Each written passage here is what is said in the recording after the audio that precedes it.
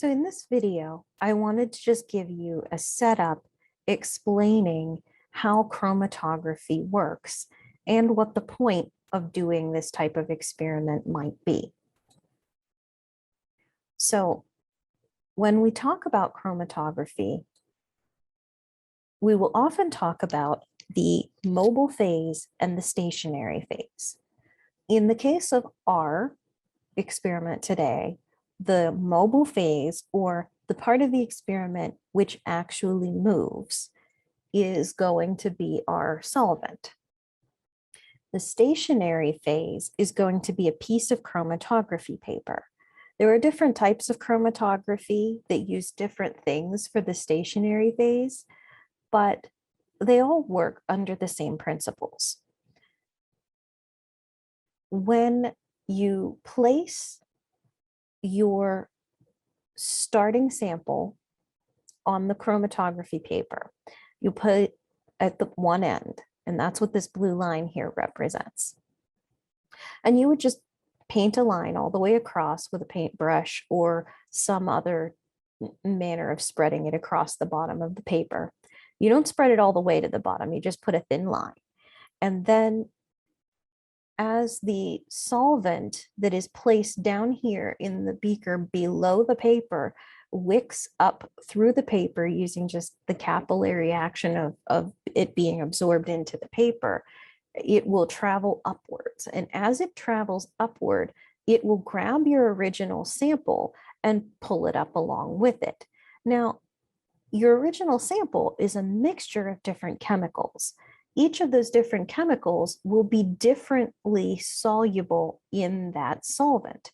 Now, it does not matter if your solvent is water-based or if it is oil-based or alcohol-based. Whatever your solvent is, the chemicals will be differently soluble in it.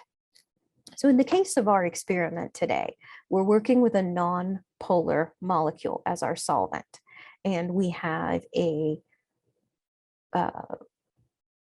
spinach pigment that we're going to place at along this line here. And each compound that is making up that pigment will be differently soluble in our solvent, which is going to be a petroleum ether, and it's non-polar. So the further something travels up the paper, the more soluble it was in that ether. Therefore, the more polar that molecule is. The less it travels up the paper, the less polar it is, the less soluble it is in that solvent, the more non-polar it is. And when you calculate using this formula, RF is distance traveled by solute divided by distance traveled by solvent.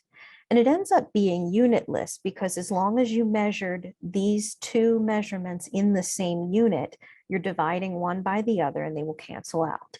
And you end up with a unitless decimal. And then you can have a numeric way of comparing the relative polarities of these different chemicals that make up your original sample. So for example, here, our solvent traveled up to this line, that's 4 units. So in calculating the RF of compound A, we would put the 4 down at the bottom. And then the distance traveled by A would be 2 units, so that goes at the top. And then you just divide that out and you get 0.5. For the RF of B, same thing.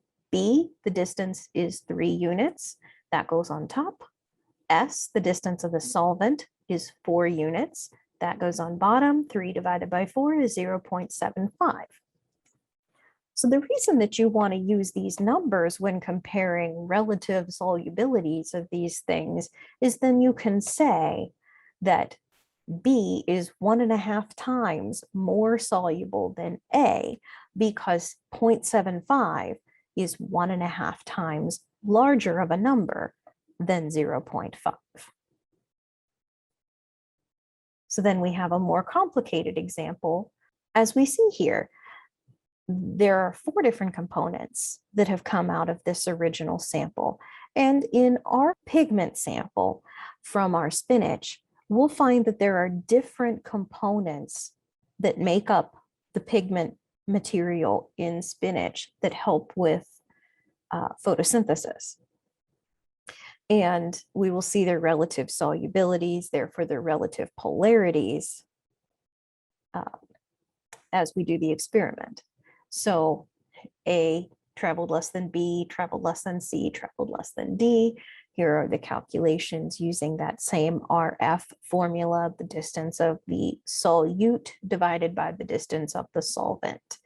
And in this case, we would be able to compare, and whatever this compound is that's A, we could look at its relative solubility compared to D and or C or B and say just how much more or less polar is this compound.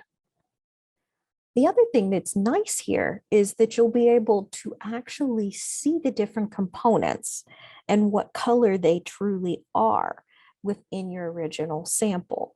The spinach pigment is going to look very green to you when it's on the paper in its original sample down here at the starting line. But as things move upwards, you're going to see that there are actually orangey pigments and green pigments and yellow pigments that all make up the photosynthetic compounds inside of a spinach leaf. And each one absorbs a different wavelength of light.